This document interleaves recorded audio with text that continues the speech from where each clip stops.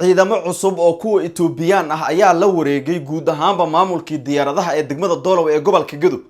Soo dhawaada saaxiibayaal, xogtan oo faahfaahsan iyo dawladda Soomaaliya oo maanta gelinkii hore ku dhawaaqday in howlgalka cusub Etoobiya aysan qayb ka noqon doonin. Wararkii ugu dambeeyay xaaladda oo caawa ah mid kacsan iyo sidoo kale dadka deegaanka warar kala duwan oo ka soo baxaya ayaan halkan idinku wadaagi doonaa.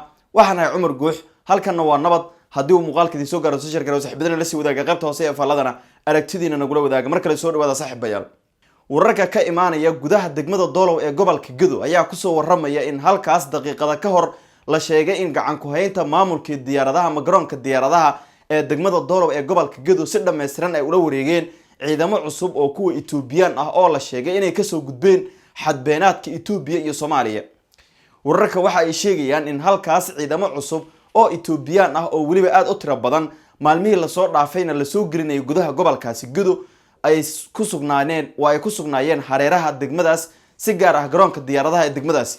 Waxaana wararku ay sheegayaan in maanta saddexdii jiho ee garoonka ay ka deganayeen ay gudaha uga soo galeen garoonka, taasi oo keentay in ciidamadii cusba ee Etoobiyaanka ah ay fariisin ka sameystaan gudaha garoonka diyaaradaha ee degmada Doolow ee gobolka Gedo.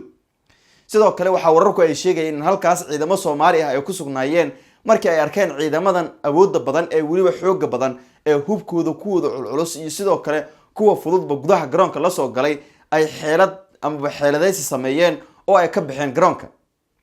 waxaase la sheegayaa meel aan sidaas uga fogeen garoonka inay difaacyo dhigteen iyagana oo ay ku sugan yihiin. ciidamadan Etoobiyaanka ah ayaa maalmihii la soo dhaafay la sheegay in la dejinayay gudaha degmada Doolow ee gobolkaasi Gedo, si gaar ahna waxaa la sheegay in saddex jiho garoonkan ay ka deganayeen. xadbeenaadka Soomaaliya iyo Etoobiya ayaana la sheegay in bilihii la soo dhaafay ciidamadan ay ka soo gudbayeen iyaga oo waliba ku garwaxsan gaadiidka hubka culus ay saaran yihiin. wasiirka difaaca Soomaaliya Cabduqaadir Maxamed Nuur ayaa galinkii hore ee maanta si rasmi ah u shaaciyay in ciidamada Etoobiyaanka ah guud ahaanba laga reebay howlgalka cusub ee Soomaaliya ee ay hogaamin doonto dawladda Masar. wasiirka waxa uu sheegay in uu ka gaabsanayo ka hadalka dawladaha xubnaha ka noqon doona howlgalkan cusub ee awsam loogu magac daray, waxaana uu sheegayaa in ciidamada Etoobiya laga reebay in howlgalkan ay qayb ka noqdaan iyadoo waliba xiisadda diblomaasiyadeed ee u dhaxaysa dawladaha Soomaaliya iyo Etoobiya cirka isku sii shareerayso. wararku waxa ay sheegayaan wasiirkana uu tilmaamay in dhamaadka sanadkan 2024 oo aysan waxba ka harsaneen dhammaan ciidamada howlgalka kumeel gaarka u jooga Soomaaliya ee ATMIS ay ka bixi doonaan.